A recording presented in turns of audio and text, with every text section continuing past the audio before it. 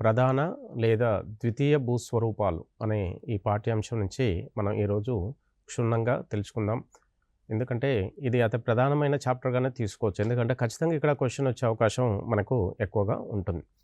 భూ ఉపరితలం పైన అనగా ఖండ ఉపరితలంపై ఉన్నటువంటి ఎత్తైన ఆకారాలనే భూస్వరూపాలు అనే పేరుతో పిలుస్తుంటారు.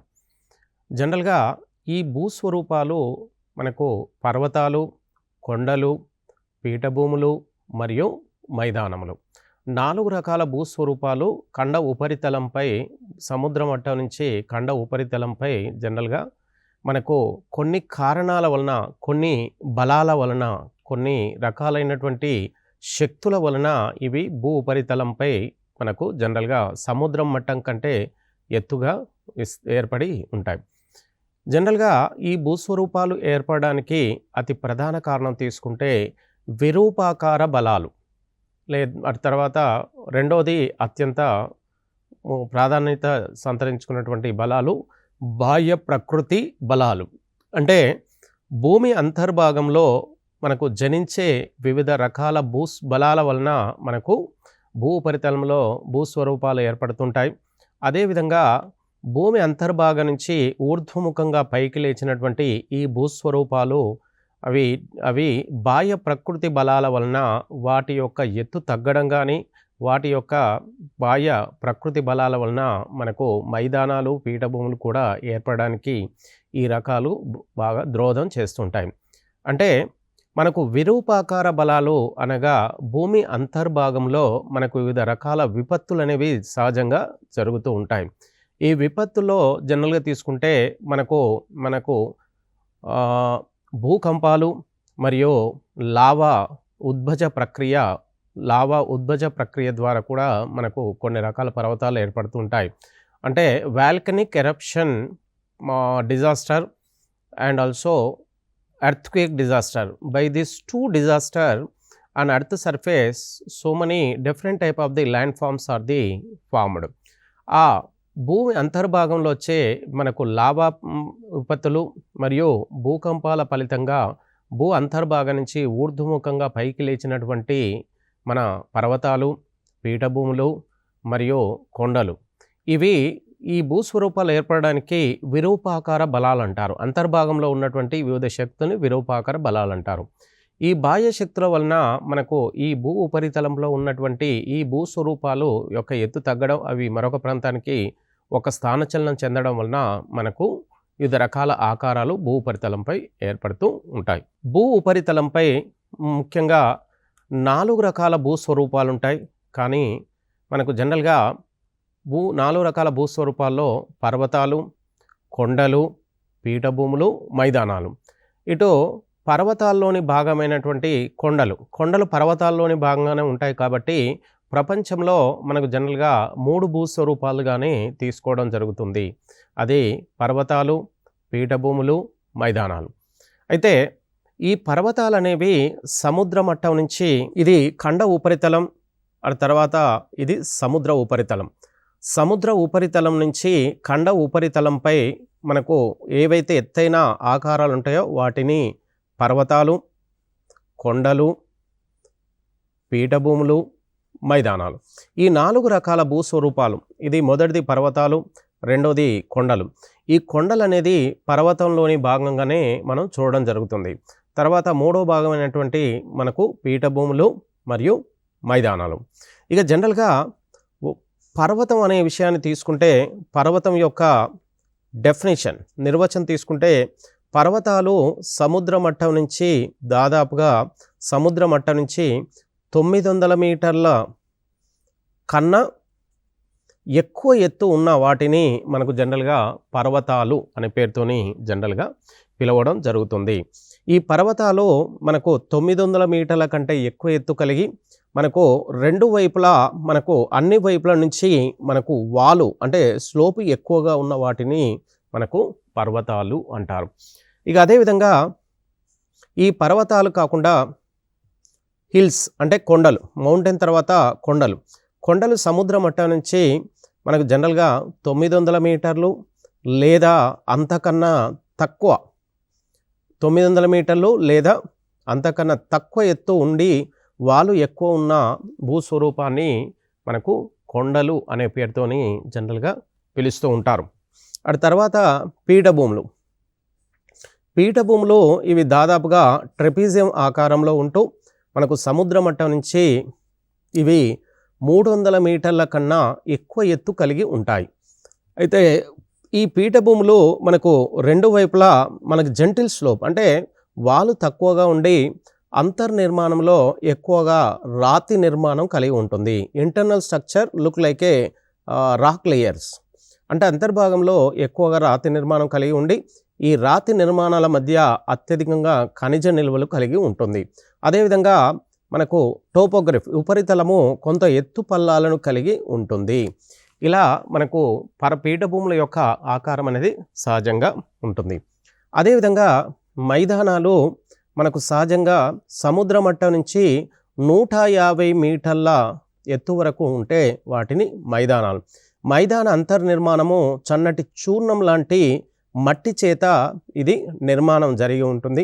ఇక్కడ grind soil it will be composing అంటే మనకు జనరల్గా పర్వతాలు 900 కంటే ఎక్కువ ఎత్తును కలిగి ఉంటాయి. సముద్రం నుంచి కొండలు మనకు జనరల్గా 900 లేదా అంతకన్నా తక్కువ ఎత్తు ఉంటే వాటిని కొండలు అంటారు. పీఠభూములు అంటే ఇవి దాదాపుగా 300 మీటర్ల కంటే ఎక్కువ ఎత్తు కలిగి ఉంటే వాటిని పీఠభూమి. పీఠభూముల అంతర్నిర్మాణము ఎక్కువగా రాతి నిర్మాణం కలిగి ఉంటుంది. పీఠభూమి ఉపరితలము ఎక్కువ భాగము ఎత్తు పల్లాలతో అక్కడక్కడ మనకు చిన్న చిన్న కొండలు గుట్టలు లాంటివి మనకు దీని ఉపరితలం పైన ఉంటాయి. మైదానాలు సముద్ర మట్టం నుంచి 150 మీటర్ల ఎత్తు వరకు సాధారణంగా వీటి యొక్క ఎత్తు ఉంటుంది. ఈ మైదాన ప్రాంతము జనరల్గా పీఠభూమి ప్రాంతం నుంచి మనకు వివిధ నదులు మైదాన ప్రాంతంలోకి ప్రవహించడం వలన ఈ మైదానాలు మనకు సహజంగా జల అంతర్నిర్మాణంతో నిండి ఉంటుంది. అంటే దీని మెత్తటి మన్ని ఉండడం వలన నదులు ఈ ప్రాంతం గుండా ప్రవహించడం వలన మనకు గ్రౌండ్ వాటర్ ఎక్కువగా ఈ మైదాన ప్రాంతంలో నిల్వ ఉంటుంది. ఈ ప్రధాన భూస్వరూపాలైనటువంటి పర్వతాలు, పీఠభూములు, మైదానాలని ఈ మూడింటి నుంచి మనకు విపులంగా ఇప్పుడు తెలుసుకుందాం. ఒకటి పర్వతాలు. ఈ పర్వతాలను అధ్యయనం చేసే శాస్త్రాన్ని ఒరాలజీ అనే పేరుతోని పిలుస్తూ ఉంటారు. సైన్స్లో మనకు పర్వతాలను గురించి the study of the mountains is called orology అనే పేరుతోని జనరల్గా పిలుస్తుంటారు. 900 మీటర్ల కంటే ఎక్కువ ఎత్తు వాలు ఎక్కువగా ఉన్న భూస్వరూపాన్ని జనరల్గా పర్వతం అనే పేరుతోని జనరల్గా పిలుస్తూ ఉంటాం. అయితే మనకు 300 నుంచి 900 మీటర్ల ఎత్తు వరకు ఉన్నటువంటి భూస్వరూపాన్ని కొండ, గుట్ట అనే పేరుతోని జనరల్గా పిలవచ్చు. ఇక పర్వతాలు భూ ఉపరితలంలో అవి విస్తరించిన వేటిని ఆధారంగా చేసుకొని అవి ఏర్పడ్డాయి అనే విషయాన్ని తీసుకుంటే పర్వతాలు 4 రకాలుగా వాటి యొక్క అంటే అవి ఎలాంటి మనకు బలాల వలన అవి ఏర్పడ్డాయనే విషయం తీసుకుంటే మనకు ఒక్కొక్క రకమైన పర్వతాలు ఒక్కొక్క రకమైన బలాల వలన ఊర్ధ్వముఖంగా ఇవి పైకి లేవడం జరిగింది. ఇక్కడ పర్వతాలని 4 భాగాలుగా విభజించాలి. అంటే 4 రకాలు. ఒకటి ముడత పర్వతాలు, దీన్నే ఫోల్డ్ మౌంటైన్స్. రెండవది ఖండ పర్వతాలు, దీన్ని ఇంగ్లీష్లో బ్లాక్ మౌంటైన్స్.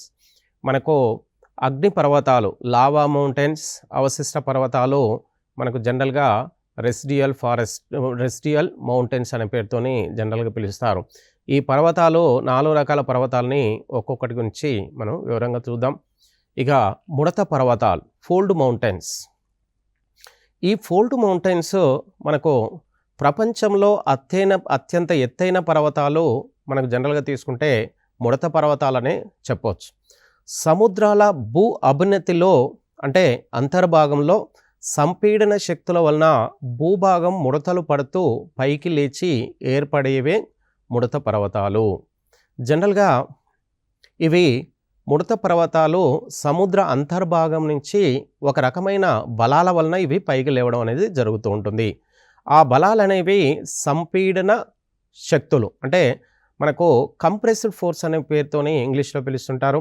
ఈ కంప్రెస్డ్ ఫోర్స్ అనేటువంటి ఈ సంపీడన శక్తుల వలన మనకు భూ అంతర్భాగంలో సముద్ర అంతర్భాగం నుంచి ఇవి పైకి లేచి ఏర్పడే ఇవి ముడత పర్వతాలు. ఇక ఇవి జనరల్గా మనకు ఎగ్జాంపుల్, ఇవి ప్రపంచంలో మనకు జనరల్గా ఈ ముడత పర్వతాలు ఆసియా దేశంలో ఉన్నటువంటి హిమాలయాలు, ప్రపంచంలో అత్యంత ఎత్తైనటువంటి మంచుతో కప్పబడినటువంటి పర్వతాలు హిమాలయాలు, ప్రపంచంలోనే అత్యంత ఎత్తైన మంచుతో కప్పబడ్డటువంటి పర్వతాలను హిమాలయాలు అంటారు. ఇవి ప్రపంచంలో మనకు అత్యంత ఎత్తైనవి. ఇక రెండో తీసుకుంటే ఆఫ్రికాలో కూడా మనకు ముడత పర్వతాలు ఉన్నాయి. ఇవి అట్లాస్ పర్వతాలు. ఉత్తర అమెరికాలో మనకు రాకీ పర్వతాలు, ఇక దక్షిణ అమెరికాలో అండీస్ పర్వతాలు. ఇవి ప్రపంచంలోనే పొడవైన పర్వతాలు అండీస్ పర్వతాలు. హిమాలయ పర్వతాలు ప్రపంచంలోనే ఎత్తైన పర్వతాలు. వీటి యొక్క సరాసరి ఎత్తు మనకు 5000 మీటర్ల ఎత్తు హిమాలయ పర్వతాలు ఎత్తులో విస్తరించి ఉన్నాయి. దక్షిణ అమెరికాలో ఉన్న అండీస్ పర్వతాలు ప్రపంచంలోనే అత్యంత పొడవైనటువంటి పర్వతాలుగా పేరు పొందాయి, అంటే పిలువబడుతూ ఉన్నాయి. ఇక మనకు జనరల్గా ఈ ముడత పర్వతాలు అనేవి మనకు హిమాలయ పర్వతాలు ప్రపంచము మనకు ఒక కొన్ని కోట్ల సంవత్సరాల క్రితము ప్రపంచము భూగోళం అనేది మధ్యన ఇప్పుడున్న 7 ఖండాలు ఒకే ఖండంగా ఉండేది. అది పేంజియా ఖండం అనేవారు. పేంజియా ఖండానికి చుట్టూ ఒక మహాసముద్రం ఉండేది. అప్పుడు దాన్ని పాంతలెస్సా మహాసముద్రం. ఈ పాంతలెస్సా మహాసముద్రం ఈలోని కొంత జలభాగము ఈ పేంజియా ఖండ అంతర్భాగంలోకి ఈ విధంగా చొచ్చుకుపోబడినటువంటి ఈ జలభాగాన్ని మనకు టేతిస్ సముద్రం అనే పేరుతోని జనరల్గా పిలిచేవారు. టేతిస్ సముద్రానికి ఉత్తరాన ఉన్న ఈ భాగాన్ని మనకు లారెన్షియా భూభాగం అని, కింది ఉన్న ఈ భూభాగాన్ని గోండ్వానా భూభాగం అనే పేరుతోని జనరల్గా సహజంగా పిలుస్తూ ఉన్నారు. అయితే ఈ గోండ్వానా భూభాగంలో అప్పటికే మన పూర్వకాలం నుంచే దక్షిణ భారతదేశం ఒక భాగంగా ఉండేది.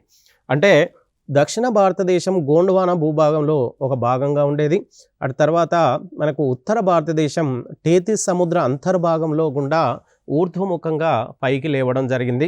దాంట్లోని భాగంగానే మనకు హిమాలయ పర్వతాలు మనకు టేతిస్ సముద్ర అంతర్భాగం నుంచి సంపీడన బలాల ఫలితంగా ఊర్ధ్వముఖంగా మనకు ఈ హిమాలయాలు అనేవి పైకి లేవడం జరిగింది. ఇలా పేంజియా ఖండం అంతర్భాగంలో మనకు ఎన్నో రకాల విపత్తులు, అంటే భూకంపాలు, లావా, అగ్నిపర్వత ఉద్భజ ప్రక్రియ ద్వారా అంతర్భాగంలో మనకు టెక్టోనిక్ ఫోర్స్, అంటే పలక విరూపాకార బలాల ఫలితంగా ఈ పేంజియా ఖండము మనకు 7 ఖండాలుగా, చుట్టూ ఉన్న పాంతలెస్సా మహాసముద్రం 5 మహాసముద్రాలుగా విడిపోయినట్టుగా మనకు వెజినర్ ఖండచలన సిద్ధాంతము పూర్తిగా తెలియజేస్తుంది. అంటే మనకు వెజినర్ తెలియజేసిన ఈ ఖండచలన సిద్ధాంతము ద్వారా మనకు భూ ఉపరితలంలో సహజంగా 3 రకాల భూస్వరూపాలు ఉంటాయి. ఒకటి ప్రాథమిక భూస్వరూపాలు, రెండోది ద్వితీయ భూస్వరూపాలు, మరియు మూడోది తృతీయ భూస్వరూపాలు. అంటే మనం ద్వితీయ భూస్వరూపాల గురించి ప్రస్తుతం తెలుసుకోవడం జరుగుతుంది. ఈ మొదటి భూస్వరూపం అయినటువంటి ప్రాథమిక భూస్వరూపం, ద్వితీయ భూస్వరూపాలు మనకు జనరల్గా ఇక్కడ మనకు సిలబస్లో ఇవ్వలేదు. అయితే ప్రాథమిక భూస్వరూపాలు అయినటువంటి మనకు 7 ఖండాలు, 5 మహాసముద్రాలు. అంటే వెజినర్ ఖండచలన సిద్ధాంతం ద్వారా ఈ పేంజియా ఖండము 7 ఖండాలుగా 5 మహాసముద్రాలుగా విడిపోయి భూ ఉపరితలంలో ఇలా విడిపోయిన ఈ ఎత్తైన విడిపోయిన ఈ ఖండాలని ప్రాథమిక భూస్వరూపాలు అంటారు. అంటే మనకు జనరల్గా లారెన్షియా భూభాగంలో 3 ఖండాలు, మనకు గోండ్వానా భూభాగంలో 4 ఖండాలు, ఇలా 3, 4, 7 ఖండాలు కలిసి మనకు ఈ పేంజియా ఖండం విడిపోయి మనకు ప్రాథమిక భూస్వరూపాలు సముద్ర మట్ట నుంచి మనకు ఉపరితలంలో ఇలా పైకి లేవబడ్డ వీటిని ప్రాథమిక భూస్వరూపాలుగా పిలవడం జరుగుతుంది. ప్రాథమిక భూస్వరూపాలని 7 ఖండాల ఉపరితలం, అంటే ఈ 7 ఖండాలకు మనకు తీరంలో ఉన్నటువంటి ఈ మహాసముద్రంకి పైన ఈ ఖండాలపై ఉన్నటువంటి ఈ భూస్వరూపాలనే మనకు ద్వితీయ భూస్వరూపాలుగా చెప్పడం జరుగుతుంది. ఇలా ఖండాల ఉపరితలంపై ఉన్నటువంటి ఈ ద్వితీయ భూస్వరూపాల్లో మనకు పర్వతాలు, మనకు పీఠభూములు, మైదానాలు ప్రాథమిక భూస్వరూపాలుగా, ద్వితీయ భూస్వరూపాలుగా చెప్పడం అనేది జరుగుతూ ఉంటుంది. ఇక ఈ ఆసియా ఖండంలో అత్యంత ఎత్తైనటువంటి హిమాలయాలు మనకు జనరల్గా ఎలా ఏర్పడ్డాయనే విషయం తీసుకుంటే సంపీడన బలాల వలన, అదేవిధంగా ఆఫ్రికా వలన అట్లాస్ పర్వతాలు, రాకీ పర్వతాలు, అండీస్ పర్వతాలు కూడా దాదాపుగా ఏదో ఒక సముద్ర అంతర్భాగం నుంచి ఇవి మనకు సంపీడన బలాల ఫలితంగా ఏర్పడ్డాయి. ఇక రెండో తీసుకుంటే ఖండ పర్వతాలు. ఖండ పర్వతాలు బ్లాక్ మౌంటైన్స్ భూ అంతర్భాగంలోని విరూపాకార చర్యలు అంటే టెక్టోనిక్ ఫోర్సెస్, టెక్టోనిక్ యాక్షన్ ద్వారా భ్రంశాల వలన భూభాగం రెండుగా చీలి మధ్యలో కృంగిపోతుంది. అంటే భూమి అంతర్భాగంలో మనకు జనరల్గా విరూపాకార చర్యలు అంటే మనకు ఎన్నో రకాల బలాలు భూ అంతర్నిర్మాణం, భూ అంతర్భాగంలో మనకు జనించి, ఈ బలాలు జనించడానికి కారణం తీసుకుంటే భూ ఉపరితలం నుంచి భూ కేంద్రం వైపుకు వెళ్ళే కొద్దీ మనకు ఉష్ణోగ్రత, పీడనము, సాంద్రత అనే 3 అంశాలు సాధారణంగా పెరుగుతూ ఉంటాయి.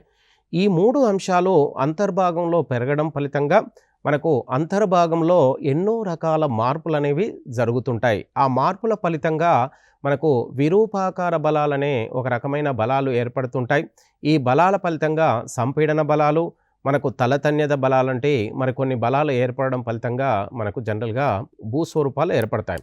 ఇక ప్రధానంగా ఖండ పర్వతాలు ఏర్పడడానికి మనకు విరూపాకార చర్యలు ఇవి ఇందులోని తలతన్యత బలాల వలన మనకు ఖండ పర్వతాలు ఏర్పడుతున్నట్టుగా మనకు జనరల్గా సాధారణంగా తెలుసుకోవడం జరుగుతుంది.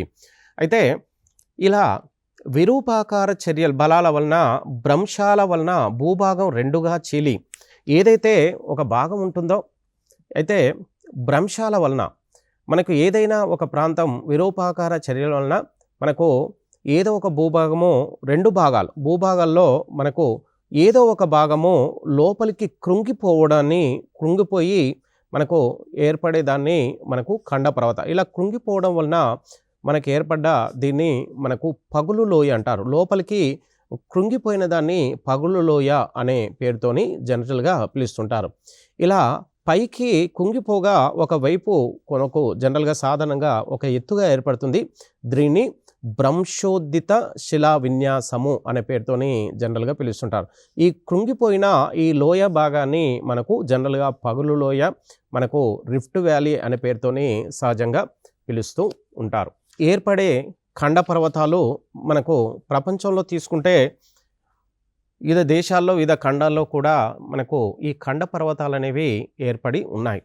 ఇక ఈ ఖండ పర్వతాలు భారతదేశంలో మనకు మధ్య భారతదేశంలో మధ్యప్రదేశ్ రాష్ట్రంలో వింధ్య సత్పురా పర్వతాల మధ్యన గుండా మనకు నర్మదా నది పశ్చిమ వైపు ప్రవహిస్తూ ఉంటుంది. ఇలా ప్రవహించే ఈ నది మనకు వింధ్య సత్పురాల మధ్య మనకు ఒక లోయ ఏర్పడింది. ఈ లోయని మనకు నర్మదా పగులు లోయ అంటే మనకు ఈ వింధ్య సత్పురా పర్వతాలకు, వింధ్యాకు దక్షిణాన ఉన్నటువంటి ఈ భూభాగము భూమి లోపలికి కృంగిపోవడం వలన మనకు మరొక వైపు వింధ్యా పర్వతాలు ఏర్పడ్డాయి. ఇలా ఏర్పడ్డ వింధ్యా పర్వతాలని జనరల్గా ఖండ పర్వతాలుగా పిలవడం జరుగుతుంది. ఖండ పర్వతాలకు దక్షిణాన ఉన్నటువంటి ఈ పగులు లోయను నర్మదా పగులు లోయ అనే పేరుతోనే జనరల్గా పిలుస్తూ ఉన్నారు.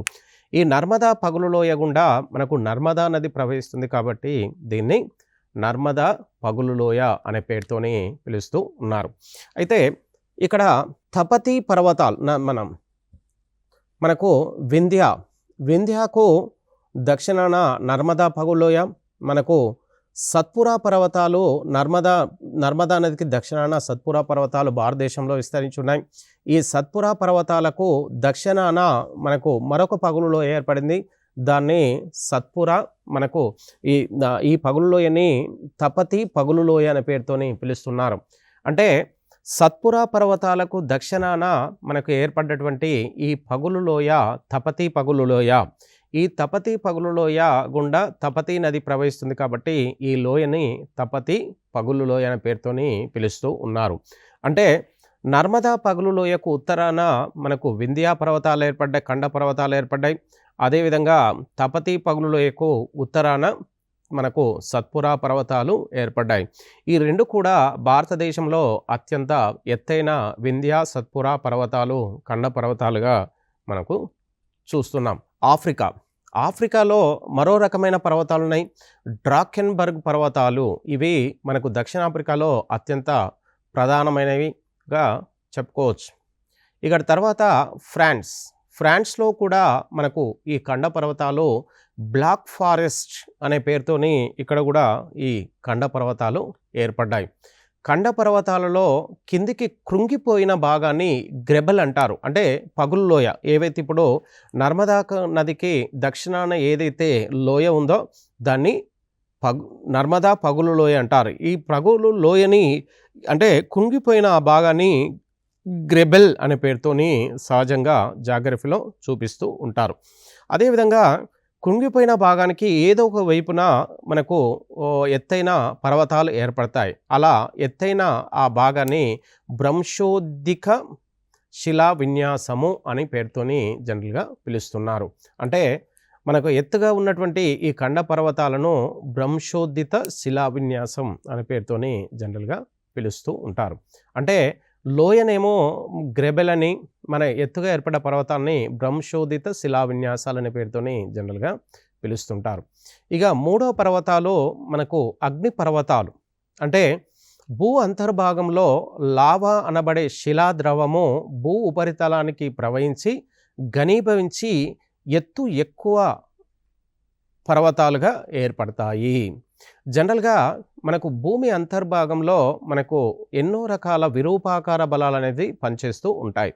ఈ అంతర్భాగంలో మనకు భూమి లోపలికి వెళ్ళే కొద్దీ మనకు ఉష్ణోగ్రత, పీడనం అనే అంశాలు పెరగడం ఫలితంగా అంతర్భాగంలో ఎక్కడైతే మనకు మెత్తటి శిలల ప్రాంతంలో ఉంటాయో ఆ శిలా ప్రాంతము మనకు శిలా ద్రవంగా ఏర్పడి ఆ శిలా ద్రవాన్ని మనకు జనరల్గా ఈ శిలాద్రవము ఊర్ధ్వముఖంగా ఉపరితలంలోకి వచ్చి అది లావాగా మన ఉపరితలంలో లావాగా ఏర్పడి ఆ ఉపరితలంలో లావా చల్లబడి అక్కడ ఎత్తైన పర్వతాలుగా లావా అనేది తయారవుతుంది.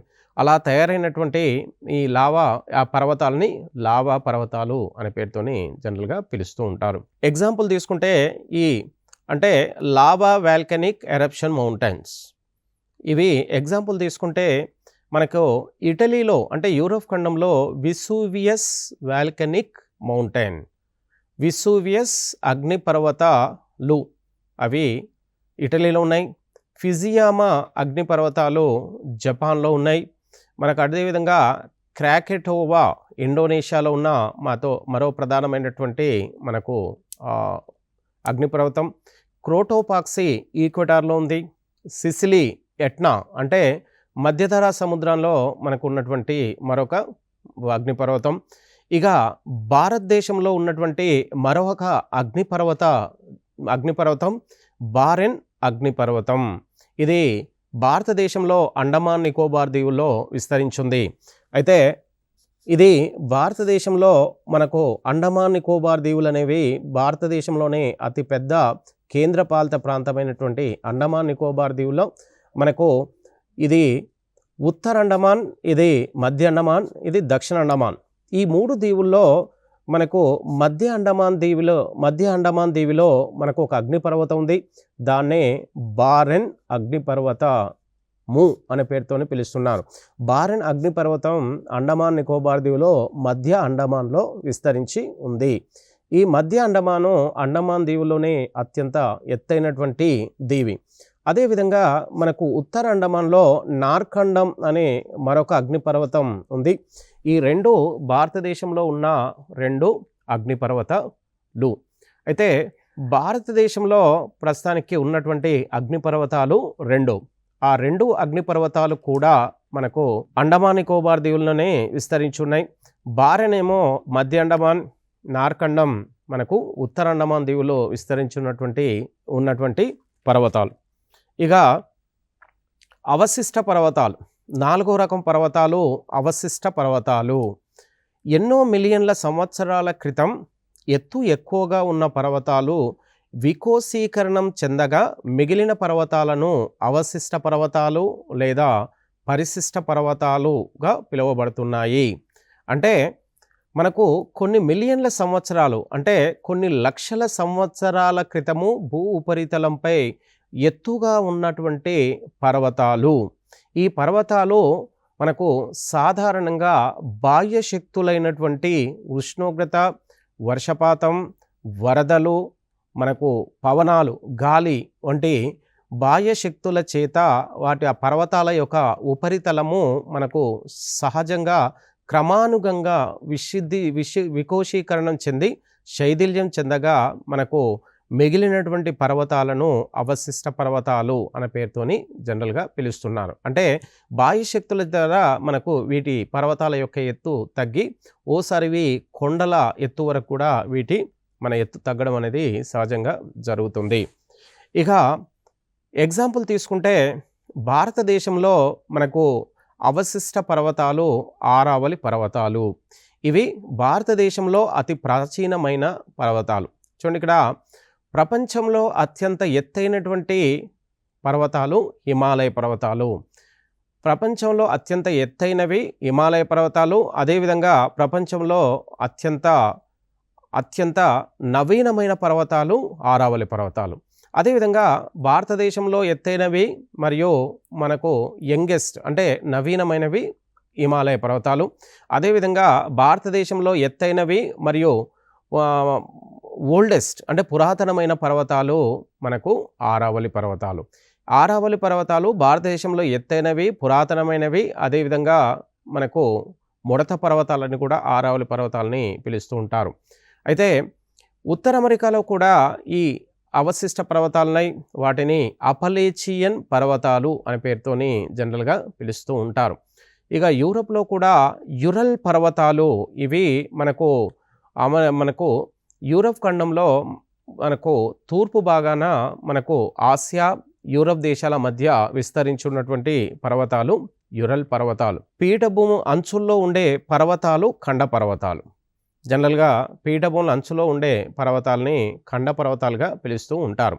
ఇక సముద్ర మట్టానికి సుమారుగా 300 మీటర్ల ఎత్తు వరకున్న భూస్వరూపాన్ని పీఠభూమి అంటారు. అంటే సముద్ర మట్టం నుంచి మనకు 300 మీటర్ల ఎత్తు వరకు ఉన్న భూస్వరూపాన్ని పీఠభూమిగా పిలవడం అనేది జరుగుతుంది.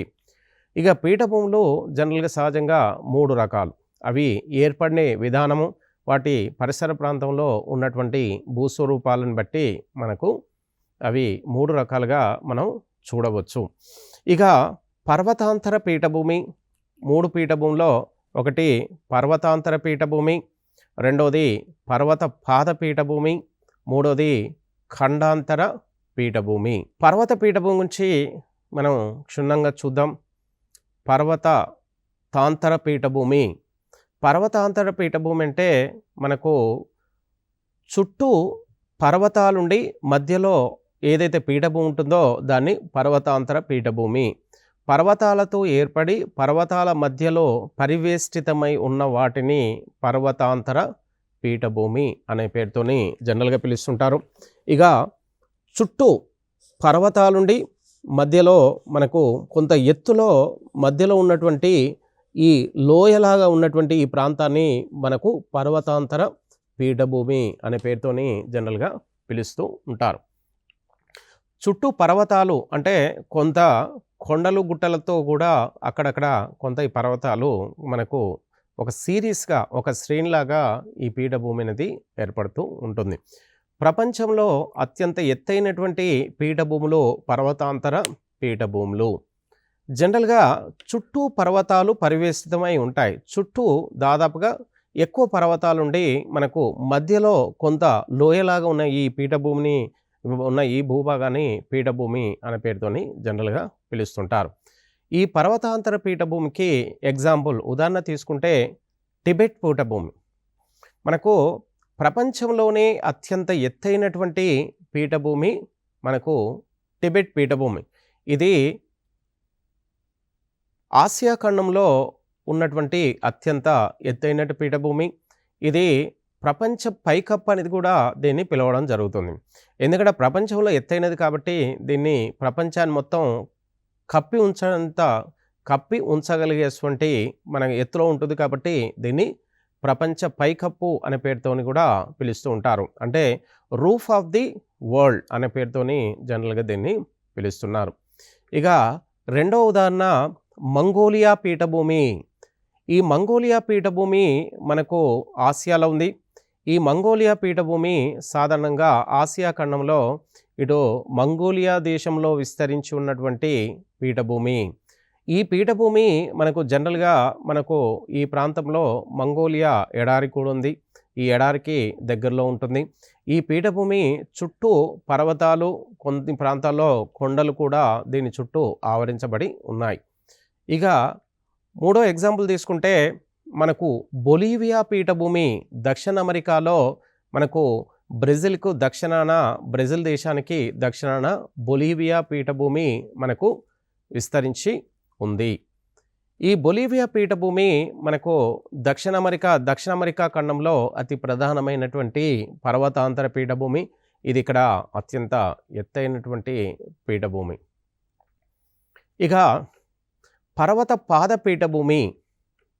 ఈ పర్వత పాద పీఠభూమి అంటే జనరల్గా ఈ పీఠభూమి అనేది పర్వతాలకు పాదాల వద్ద విస్తరించి ఉంటుంది. పీఠభూమి పర్వత పాదాల చెంత ఏర్పడి ఒక ప్రక్కకు పర్వతం, మరొక ప్రక్కకు సముద్రము లేదా మైదానము విస్తరించి ఉంటాయి. అంటే సపోజ్ ఇది ఒక పీఠభూమి. ఈ పీఠభూమికి ఒకవైపు అంటే కుడివైపే కావచ్చు, ఎడమవైపు కావచ్చు, ఒకవైపు పర్వతాలు, మరొక వైపు మనకు జనరల్గా ఏదైనా ఒక మైదానము లేదా లేదా ఒక సముద్రం కానీ మైదానం కానీ ఆవరించబడి ఉంటే దాన్ని పర్వత పాద పీఠభూమిగా చెప్పడం జరుగుతుంది. అంటే ఖచ్చితంగా ఏదో ఒకటి, అంటే ఒకవైపు పర్వతం, దాన్ని పాదాల వద్ద మనకు పీఠభూమి ఉంటుంది. అటు తర్వాత దాన్ని ఆనుకొని, అంటే ఈ పీఠభూమిని ఆనుకొని సముద్రం ఉండొచ్చు, మహాసముద్రం ఉండొచ్చు, లేదంటే ఒక మైదానం కూడా మనకు దీనికి ఉండే అవకాశం ఉంటుంది. ఎగ్జాంపుల్ ఉదాహరణ తీసుకుంటే మనకు ఉత్తర అమెరికా ఖండంలో అపలేచియన్ పీఠభూమిని మనకు జనరల్గా మనకు పర్వత పాద పీఠభూమికి అతి ప్రధానమైన ఉదాహరణగా చెప్పవచ్చు. అపలేచియన్ పర్వతాల్లో మనకు ఎన్నో రకాల ఖనిజాలకు నిల్వలకు ప్రసిద్ధి చెందింది. ఇక పెటగోనియా పీఠభూమి మనకు దక్షిణ అమెరికా ఖండంలో ఇది పెటగోనియా పీఠభూమి మనకు జనరల్గా విస్తరించి ఉంది. ఇది అర్జెంటీనా దేశానికి పశ్చిమ వైపున ఉన్నటువంటి ఈ పీఠభూమి మనకు ఈ దక్షిణ అమెరికాలోనే అతి ప్రధానమైన పీఠభూమి. ఇక ఉత్తర అమెరికాలో కాలరాడో పీఠభూమి. ఇది ఉత్తర అమెరికాలో అంటే ఇది యుఎస్ఏ దేశంలో, అమెరికా సంయుక్త రాష్ట్రాల్లో ఉన్నటువంటి ప్రధానమైనటువంటి నది అయినటువంటి కాలరాడో నది.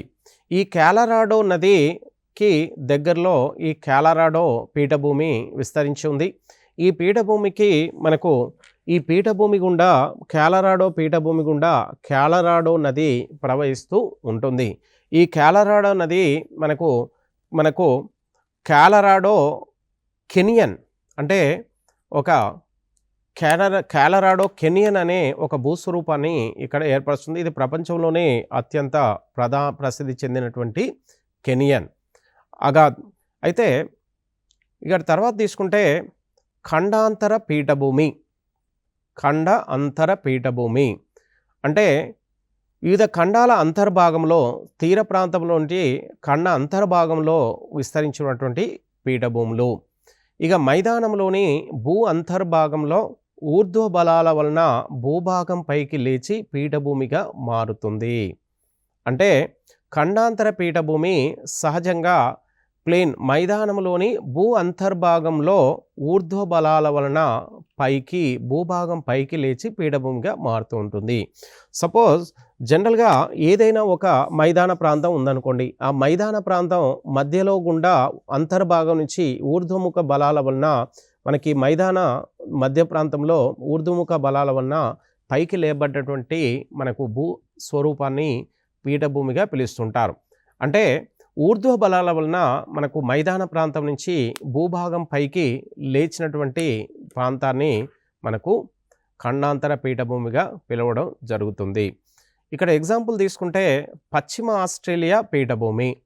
మనకు ఆస్ట్రేలియాలో పశ్చిమ ఆస్ట్రేలియా పీఠభూమి, పశ్చిమాన మనకు జనరల్గా ఇక్కడ ఆస్ట్రేలియా ఖండంలో ఎక్కువగా పశ్చిమాన ఆస్ట్రేలియాలో ప్రాంతంలో ఆస్ట్రేలియా ఎడారి ఉంది. ఈ ఆస్ట్రేలియా ఎడారికి మనకు దగ్గర ఆస్ట్రేలియా ఎడారిలో ఈ పశ్చిమ ఆస్ట్రేలియా పీఠభూమి అనేది ఏర్పడింది. ఈ ఎడారి ప్రాంతంలోని జనరల్గా సహజంగా ఎడారి ప్రాంతంలో ఉన్నటువంటి మైదాన ప్రాంతంలో అంతర్భాగంలో ఉన్నటువంటి ఊర్ధ్వ బలాలు, మన అంతర్భాగంలోని బలాల వలన ఈ ఆస్ట్రేలియా ఎడారిలో ఈ పీఠభూమి ఏర్పడింది. ఇక రెండో తీసుకుంటే దక్షిణాఫ్రికాలో కూడా మరొక పీఠభూమి ఉన్నది. అది దక్షిణాఫ్రికాలో దక్షిణాఫ్రికా పీఠభూమి అని ఆఫ్రికా ఖండంలో దక్షిణాఫ్రికాలో విస్తరించి ఉంది. ఇక ఇటు పర్వతాలు, ఇటు పీఠభూములు, తర్వాత మైదానాలు.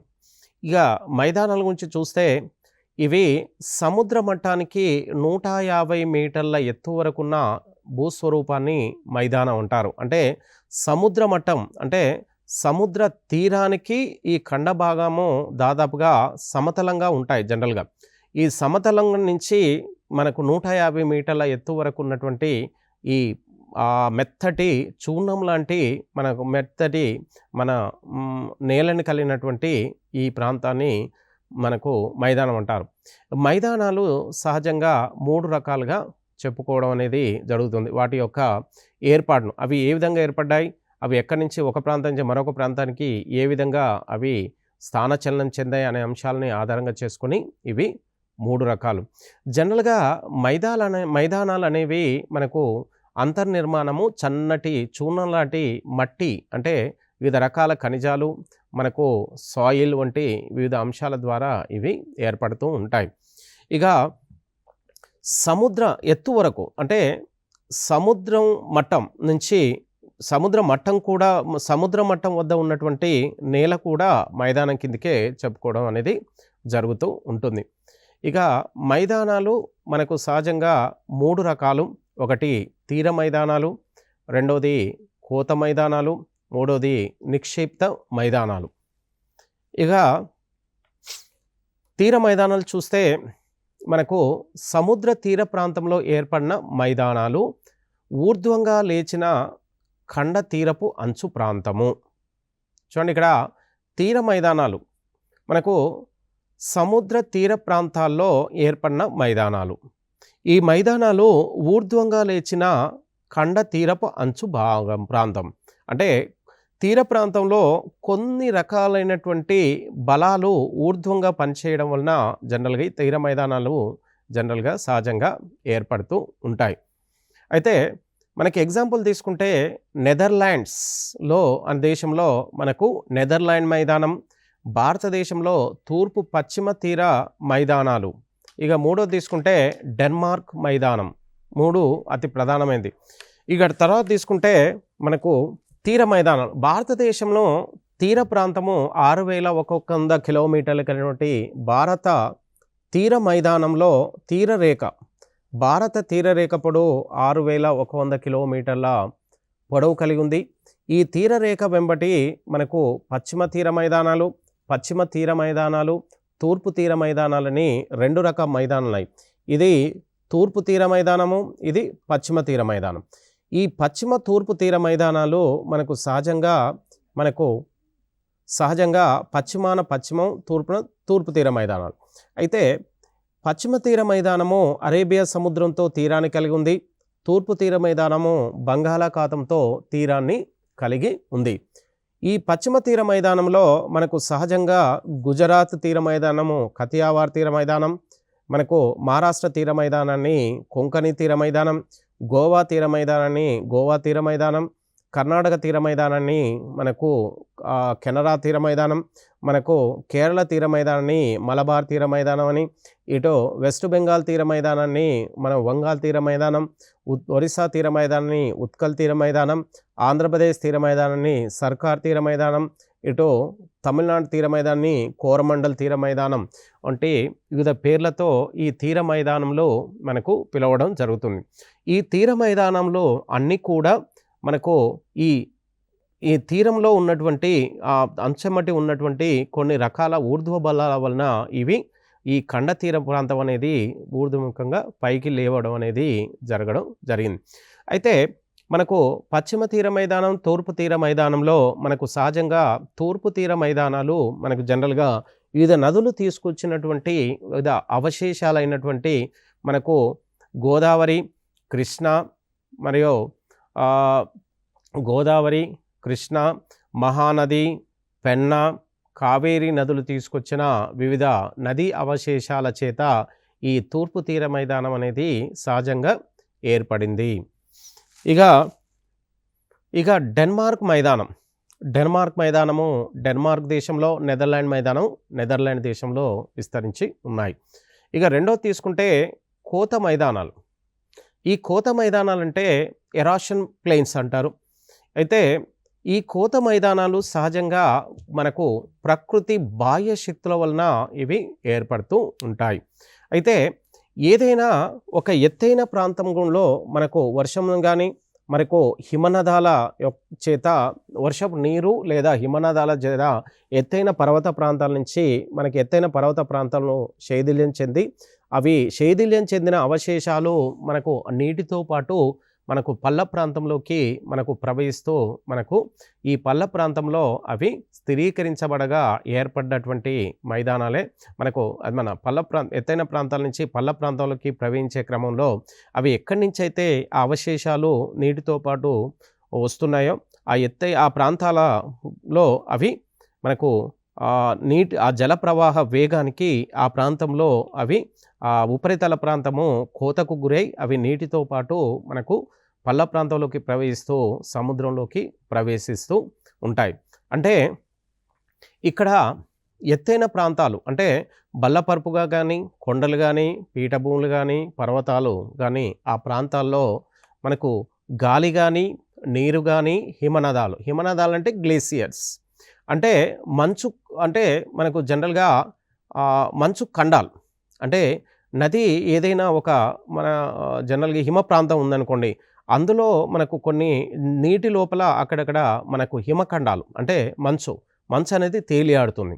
అవి మనకు కొన్ని ప్రాంతాలని అవి తాకి మంచు ఖండాలను వివిధ పక్కలో రెండు వైపులో ఉన్నటువంటి ప్రాంతాలను తాకి ఆ రెండు ప్రాంతాలని మన శైథిల్యం చెందిస్తుంటుంది. అలా శైథిల్యం చెందించగా ఏర్పడ్డటువంటి అవశేషాలు. అదేవిధంగా నీరు కూడా ఏదైనా ఎత్తైన ప్రాంతంలో వర్షపు నీరు కానీ జనరల్గా జలపాతాల ద్వారా కానీ మనకు ఆ ప్రాంతంలో మనకు కిందికి దొర్లుకుంటూ రావడం ఫలితంగా ఎక్కడైతే నీరు ప్రవాహం అనేది దొర్లుకుంటూ వస్తుందో ఆ ప్రాంతంలో మనకు ఒక గుంతలాగా ఏర్పడుతుంది. ఆ గుంతలాగా ఏర్పడి అక్కడ ఉన్న గుంతలో ఏర్పడడానికి కారణమైన ఆ మట్టి అక్కడ గుంతలో ఉన్నటువంటి మట్టి నీటితో పాటు కొట్టుకుపోతూ ఉంటుంది. గాలి కూడా వేగానికి మనకు ఉపరితలం ఉన్న మట్టి కానీ దుమ్ము ధూళి అంతా కూడా అవన్నీ కలిపి మనకు గాలి దుమ్ము ద్వారా వచ్చినటువంటి అవశేషాలన్నీ అవి గాలి ద్వారా కానీ నీటి ద్వారా కానీ హిమనదాల ద్వారా కానీ వివిధ అవశేషాలు ఒక ప్రాంతం నుంచి మరొక ప్రాంతానికి మనకు స్థానచలనం చెందుతుంది. ఎక్కడి నుంచి అది ఊర్ధ్వముఖంగా అవి శైథిల్యం చెందాయో అవి ఆ ప్రాంతంలో మనకు కోత మైదానాలు ఏర్పడుతూ ఉంటాయి. ఇలా హిమనదాలు మనకు నీరు, హిమనదాలు, గాలి వలన భూభాగం కోతకు గురై ఎక్కడి నుంచి అయితే అవి మనకు ఏర్పడుతున్నాయి అక్కడ ఆ ప్రాంతంలో ఆ ఉపరితలం కోతకు గురై లోతు ఎత్తు తగ్గి ఏర్పడేవి. అంటే అవి కోతకు గురై అక్కడి నుంచి మరొక ప్రాంతానికి నీటి ద్వారా కానీ గాలి ద్వారా కానీ హిమనదాలు కానీ తరలి వెళ్తూ ఉంటుంది. అలా తరలి వెళ్ళడం వలన లోతు ఎత్తు తగ్గిపోతుంది. అంటే లోతు ఏర్పడుతుంది. లోతు ఏర్పడ్డప్పుడు ఆ లోతు ఏర్పడ్డటువంటి ఆ పల్ల ప్రాంతాన్ని మనకు జనరల్గా కోత మైదానాలు అనే పేరుతోని జనరల్గా సహజంగా పిలుస్తూ ఉంటారు. ఈ కోత మైదానాలు మనకు జనరల్గా ఎక్కడ అత్యధికంగా ఉన్నాయంటే కెనడా షీల్డ్. ఈ కెనడా షీల్డ్ అనేది మనకు కెనడా దేశంలో తూర్పు వైపున విస్తరించున్నటువంటి ఈ షీల్డ్ అంటారు. అది ఈ షీల్డ్ ప్రాంతంలో మనకు ప్రపంచంలోనే అత్యధికంగా మన ఖనిజ నిల్వలు కలిగినటువంటి ప్రాంతంగా కెనడా షీల్డ్ని చెప్పుకోవడం అనేది జరుగుతుంది. ఈ కెనడా షీల్డ్ అత్యంత ఖనిజ నిల్వలకు ప్రసిద్ధి చెందినటువంటి మనకు ప్రాంతం. ఈ షీల్డ్ అంటే ఈ అంతర్భాగంలో ఈ కోత మైదానంలో ఉండే కెనడా షీల్డ్లో మనకు జనరల్గా కెనడాలోని దాదాపుగా అన్ని రకాల ఖనిజ నిల్వలనేవి ఈ కెనడా షీల్డ్లో విస్తరించి ఉన్నాయి. ఇక రెండవ ఉదాహరణ తీసుకుంటే పశ్చిమ సైబీరియా. మనకు రష్యా దేశంలో మనకు ఇది రష్యా దేశం అనుకుంటే రష్యాలోని ఉత్తర భాగాన ఉన్నటువంటి ఈ రష్యాలో మనకు ఒక మైదానం ఉంది. ఇది యురేషియా ఖండం అంటారు. ఈ ఉత్తర రష్యా ప్రాంతాన్ని మరియు యూరప్లోని కొంత భాగం ఉత్తర భాగాన్ని ఈ రెండు భాగాలను కలిపి యురేషియా ఖండం అనే పేరుతోని సహజంగా పిలుస్తుంటారు. ఈ యురేషియా ఖండంలోని మనకు రష్యా భూభాగంలోని ఉత్తర భాగంలో మనకు సైబీరియా మైదానం అనే ఒక మైదానం ఉంది. సైబీరియా ప్రాంతం. ఈ సైబీరియాకు పశ్చిమాన ఉన్నటువంటి ఈ ప్రాంతంలో మనకు అత్యధికంగా కోత మైదానాలు ఎక్కువగా ఉన్నాయి. ఈ కోత మైదానంకు పశ్చిమ సైబీరియా మనకు రష్యాలో ఉంది. ఈ పశ్చిమ సైబీరియాకు తూర్పు దిశలో మనకు ప్రపంచంలోనే అత్యంత లోతైన మంచినీటి సరస్సు బైకాల్ సరస్సు అనే ఒక సరస్సు విస్తరించి ఉంది. అంటే పశ్చిమ సైబీరియాలో కూడా ఈ కోత మైదానాలు అత్యధికంగా విస్తరించి ఉన్నాయి. ఈ పశ్చిమ సైబీరియాలో ఎక్కువగా ఉపరితల ప్రాంతము ఎక్కువగా మంచుతో కప్పబడి ఉండడం వలన ఇక్కడ మనకు ఎక్కువగా హిమనాదాల వలన ఇక్కడ ఈ కోత మైదానాలు ఏర్పడుతూ ఉంటాయి. అంటే మంచు ఎంతో అంత కరగడం వలన అక్కడ కొన్ని మంచు ఖండాలు ఆ జలం నీటిపైన తేలియాడుతూ ఉంటాయి. వాటి ఫలితంగా ఈ సైబీరియా ప్రాంతంలో మనకు పరిసర ప్రాంతంలో ఇక్కడ ఈ కోత మైదానాలు అనేవి ఏర్పడుతూ ఉంటాయి. ఇక మూడోది నిక్షేపిత మైదానాలు. ఏదైతే ప్రాంతాలు ఎత్తైన ప్రాంతంలో వర్షపు నీరు ద్వారా కానీ హిమనాదాల ద్వారా కానీ గాలి ద్వారా కానీ ఏవైతే ఈ బాహ్య శక్తుల వలన ఉపరితల ప్రాంతం కోతకు గురి కావడం వలన ఏర్పడే కోత మైదానాల నుంచి ఏవైతే అవశేషాలు మనకు నీటితో పాటు కానీ గాలి ద్వారా కానీ హిమనాదాల ద్వారా అవి మరొక ప్రాంతంలోకి స్థానచలనం చెందుతూ ఉంటాయి. ఇలా ఒక ప్రాంతం నుంచి మరొక ప్రాంతంలోకి స్థానచలనం చెందినటువంటి ఈ అవశేషాలు మనకు ఒక ప్రాంతం నుంచి మరొక ప్రాంతంలోకి అవి నిక్షేపితమవుతాయి. అలా నిక్షేపితమైనటువంటి నిక్షేపిత మైదానాలు జనరల్గా కోత మైదానాలు బాహ్య శక్తుల వలన ఏదైతే ఉపరితలం కోతకు గురవుతుందో ఆ ఉపరితలం కోతకు గురైన అవశేషాలు మరొక ప్రాంతంలో అవి నిక్షేపితమవుతాయి. దేని ద్వారా? జలం ద్వారా, అంటే నీటి ద్వారా అవశేషాలు కొట్టుకుపోయి మరొక ప్రాంతంలో అవి స్థిరీకరించబడితే అవి జల నిక్షేపిత మైదానాలు. గాలి ద్వారా కూడా అవి మరొక ప్రాంతంలో మనకు అవశేషాలు నిక్షేపితమవుతాయి కాబట్టి గాలి నిక్షేపిత మైదానాలు. హిమనదాల నిక్షేపిత మైదానాలు అంటే ఈ మూడు బాహ్య శక్తుల వలన మనకి ఏవైతే మన కోతకు గురైన అవశేషాలు ఏవైతే ఉంటాయో అవి మరొక ప్రాంతంలోకి స్థిరీకరించబడితే వాటిని నిక్షేపిత మైదానాలు అంటారు. ఇక ప్రపంచంలో అతిపెద్ద నదీ మైదానం గంగా నది మైదానం. ఇక ప్రపంచంలోనే అతి పెద్ద మైదానము గంగా సింధు బ్రహ్మపుత్ర మైదానం. ఈ గంగా సింధు బ్రహ్మపుత్ర మైదానంలో మనకు ఈ ప్రపంచంలోనే అతి పెద్ద మైదానము. ఇది 7.5 లక్షల చదరపు కిలోమీటర్ల విస్తీర్ణం కలిగినటువంటి మైదానం. ఈ మైదానంలో మనకు పంజాబ్, హర్యానా, ఉత్తరప్రదేశ్, బీహార్, వెస్ట్ బెంగాల్, అస్సాం రాష్ట్రాల్లో ఉన్నటువంటి ఈ ప్రపంచంలోని అతిపెద్ద ఈ మైదానము మనకు ప్రపంచంలోనే అతిపెద్ద మైదానము. ఇది ఈ నదులు తీసుకొచ్చిన అవశేషాల చేత ఇవి ఈ ప్రాంతంలో ఈ రాష్ట్రాల్లో విస్తరించబడి ఉన్నాయి. ఈ గంగా సింధు బ్రహ్మపుత్ర నదులు హిమాలయ పర్వతాల్లో జన్మించినటువంటి జీవనదులు. ఈ జీవనదులు ఎత్తైన ప్రాంతాల నుంచి ఈ నదులు తీసుకొచ్చిన అవశేషాలను మనకు ఈ రాష్ట్రాల్లో స్థిరీకరించబడడం వలన ఏర్పడ్డటువంటి ఈ మైదానాన్ని గంగా సింధు బ్రహ్మపుత్ర మైదానం అని కూడా అంటారు. గంగా మైదానము, సింధు మైదానము, బ్రహ్మపుత్ర మైదానం ఈ మూడింటిని కలిపితే ప్రపంచంలోనే అతిపెద్ద మైదానంగా దీన్ని చెప్పడం జరుగుతుంది. ఇక గాలి, నీరు, హిమనదాల వలన ఇసుక, గ్రావెల్, బంకమన్ను మొదలైనవి ఒక ప్రాంతం ఈ బాహ్య శక్తుల ద్వారా ఒక ప్రాంతం నుంచి మరొక ప్రాంతంలోకి వచ్చి అవి స్థిరీకరించబడగా ఏర్పడవే నిక్షేపిత మైదానాలు. ఒక ప్రదేశం నుంచి మరో ప్రదేశానికి కొట్టుకుని వచ్చినటువంటి నిక్షిప్తమయ్యేవి మనకు నిక్షేపితం అయ్యేవి సట్లెజ్, సింధు, గంగా, సింధు, బ్రహ్మపుత్ర మైదానంగా వీటిని చెప్పడం అనేది జరుగుతుంది. అయితే ఈ పాఠ్యాంశాల్లో మనకు ప్రధానంగా ఎలాంటి భూస్వరూపాలు ఏర్పడుతున్నాయి, ఈ భూస్వరూపాలు ఏర్పడడానికి ప్రధాన బలాలేంటి, కారణాలేంటి, మరియు అవి ఏ ఆకారంలో ఏర్పడుతున్నాయి, ఏ దేశంలో ఎలాంటి భూస్వరూపాలు ఏర్పడ్డాయి, మరి ఈ భూస్వరూపాలు మరొక భూస్వరూపంతో మనకు ఏ విధంగా అవి లాభాలున్నాయి, ఎలాంటి మన ఖనిజాలకు కానీ, అవి ఎలాంటి నేల సారానికి కానీ, ఆ వ్యవసాయ పంటలకు కానీ, మరియు ఏ విధంగా ఉష్ణోగ్రత ప్రాంతాలు అలాంటివి కూడా మనకు ఈ భూస్వరూపాలను వివిధ దేశాల్లో భూస్వరూపాలను బట్టి మనం కొంత తెలుసుకునే అవకాశం ఉంటుంది.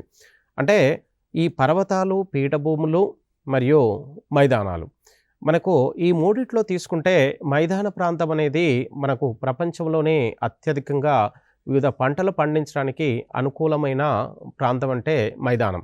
అంటే మైదాన ప్రాంతంలో అంతర్భూభాగంలో ఎక్కువ నీటి ఉపరితలంలోనే మైదాన ప్రాంతం ఉపరితలంలోనే ఎక్కువ నీరు నిలవ ఉండడం చేత ఈ ప్రాంతాల గుండా ఏదైతే నదులు ప్రవహిస్తాయో నీరు మనకు అత్యధికంగా ఈ మైదాన ప్రాంతం గ్రహించుకొని ఎక్కువగా ఉపరితలంలో నీరు నిలవ ఉంటుంది. కాబట్టి ఈ ప్రాంతంలో మనకు ప్రపంచంలోనే అత్యధిక వ్యవసాయ పంటలకు ఉపయోగానికి అవసరమైన భూస్వరూపం ఏంటంటే మైదానాలు అని చెప్పవచ్చు. అంటే మన భారతదేశము అత్యధికంగా వ్యవసాయ ప్రాంతం ఏంటంటే గంగా, సింధు, బ్రహ్మపుత్ర మైదానం. ఇది నదులు తీసుకొచ్చిన వివిధ మనకు సారవంతమైనటువంటి మట్టి చేత, అవశేషాల చేత, ఖనిజాల చేత ఇది స్థిరీకరించబడింది. వీటి తర్వాత తీసుకుంటే మరియు సైబీరియా ప్రాంతం కూడా మనకు అత్యంత సారవంతమైన ప్రాంతంగానే చెప్పుకోవడం జరుగుతూ ఉంటుంది. ఇక అదేవిధంగా మనకు కెనడాకు, యుఎస్ఏ దేశాలకు మధ్యన ఉన్నటువంటి వివిధ నదులు కూడా, సరస్సులు కూడా మనకు అత్యంత సారవంతమైన మైదాన ప్రాంతంతో ఈ నదులు, సరస్సుల చుట్టుపట్టు ప్రాంతం మైదానం ఏర్పడడం వలన ఆ ప్రాంతాలు కూడా ఎక్కువ వ్యవసాయ పంటలకు ప్రసిద్ధి చెందిన ప్రాంతంగా చెప్పడం అనేది జరుగుతూ ఉంటుంది.